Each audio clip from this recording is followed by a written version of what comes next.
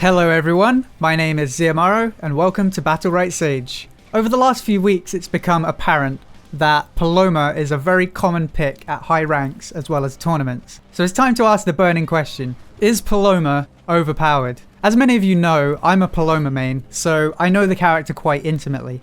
So while I am speaking from a Paloma player's perspective, I'll try to stay as impartial as possible, because good balance is in the best interest of the game no matter what you play. We have a roster of 24 champions, and personally I think it's unreasonable to expect perfectly even pick rates across the whole roster. There are a bunch of meta considerations when we consider pick rates. For example, if there are a few teams playing in a particular tournament who are partial to playing, let's say, Jamong, it will boost Jamong's pick rate. That doesn't mean that Jamong is overpowered, it just so happens that a bunch of Jamong mains played that week. Linkster has actually been doing some analysis of pick rates in BattleRekt, which has been really interesting. I'll leave a link to his video in the description so you can go check it out later if you're interested. In my opinion, anywhere between 0 to 25% pick rate is in the realms of acceptable. The sample size is relatively small at this point, and champions that don't get picked much or at all could just be down to the players in that particular tournament. The same goes for relatively common picks. There are 4 champions that get close or slightly above that 25% mark. Ashka's at 21%,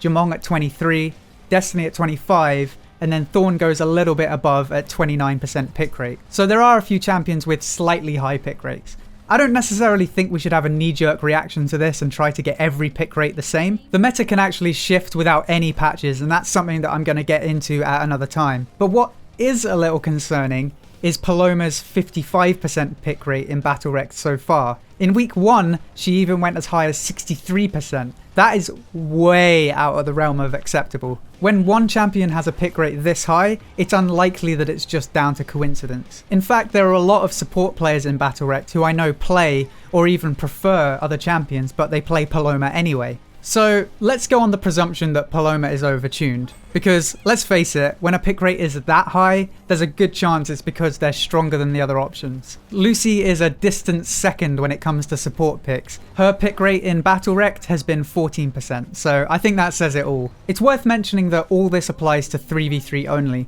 Paloma is not the strongest or most popular pick in 2v2. So what is it about Paloma that makes her such a popular choice? In my opinion, there are 3 things worth looking at. First is Spirit Link.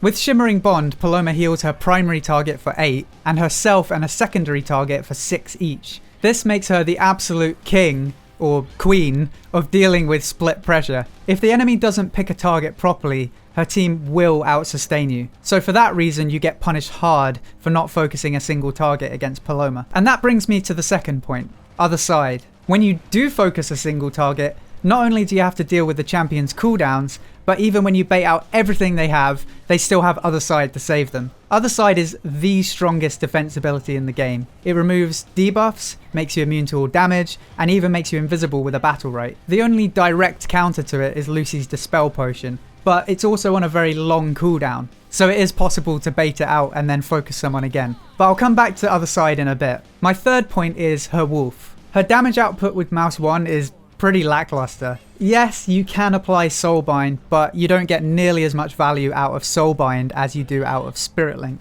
Paloma's real damage output comes from the wolf. With Silverfang and 3 bounces, the wolf does 52 damage across 2 or 3 players or entities. The wolf also hits the Orb, Pestilus's Queen, and Blossom's Tree, and at least in my experience, around 50% of the damage in 3v3 usually comes from the wolf. There are other strong aspects to her kit, but every champion has strengths and weaknesses, and at least to me, these 3 things are what make Paloma really strong right now. Her fear can be a bone of contention for some people, but it's an incredibly telegraphed ability and has clear counterplay. So personally, I don't really see it as a problem. The damage reduction from Phantasm is also strong, but other supports have similar capabilities. So here's my opinion. Paloma is in a pretty good place in 2v2. She's actually not the best pick if you want an easy climb. So if possible, I'd like to leave her 2v2 capabilities alone. But 3v3 balance does take priority. Her wolf does do a lot of damage, but it's an important part of her damage output. One thing that could be looked at is splitting Silverfang into 2 different rights. 20% range and 4 extra damage on one BattleRekt may be a little bit strong. But then again, the wolf does have a habit of triggering every counter, so there are some downsides to just spamming it on cooldown. It is something worth considering though. Plus, when you take Silverfang and Affection, you get 20% range increase, 4 extra damage, 12 healing, and 5% extra energy when it returns. That's a lot of value from 2 BattleRekts. Next, we have Other Side. Other Side is a huge part of her kit, and I would be reluctant to change too much about it. It is part of what makes her so strong, but it's also a part of her kit that defines her as a champion. I think the real issue with Other Side is the fact that she can completely mitigate burst on a single champion, and she can deal with split damage across the whole team. So that turns my attention towards Spirit Link and Shimmering Bond. There are a few reasons why I think this is the part that should be looked at. First of all, it's the reason she can deal with damage on multiple allies at a time. And second of all, it has a much lesser impact on 2v2s. So nerfing it doesn't really affect Paloma's 2v2 game too much. Without Shimmering Bond, linked allies, including herself, get 4 HP per heal. And with Shimmering Bond, that becomes 6. In my opinion, I think it's Shimmering Bond that makes the 2 range DPS plus Paloma such a strong comp.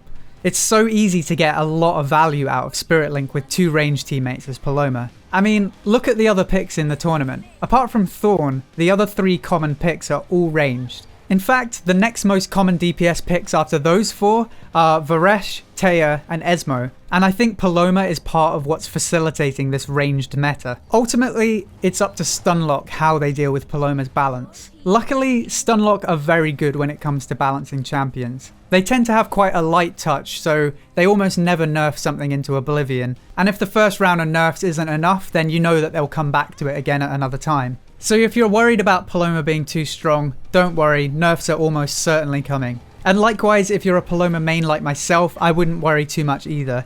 They're not going to nerf her into oblivion and you will still be viable. As a final note, it's worth mentioning that Paloma, while her pick rates are very high, she isn't so strong that you can't win without her. Likewise, the low pick rate champs like Alicia, Rukan and Ivor, they're not that bad. Sometimes pick rates can be down to people's perception of what is strong, and that in itself can change as people become more comfortable with the game and develop new playstyles. Tomorrow I'm going to do a video about this very subject because as we start to look more deeply into what the pros are playing, it has a trickle-down effect on the rest of us, and it's worth knowing how to digest that information. I hope you enjoyed this video. If you did, then please feel free to subscribe for more BattleRekt guides, news and discussion. And don't forget to check out twitch.tv/BattleRektSage. Until next time, thank you for watching, and I'll see you soon.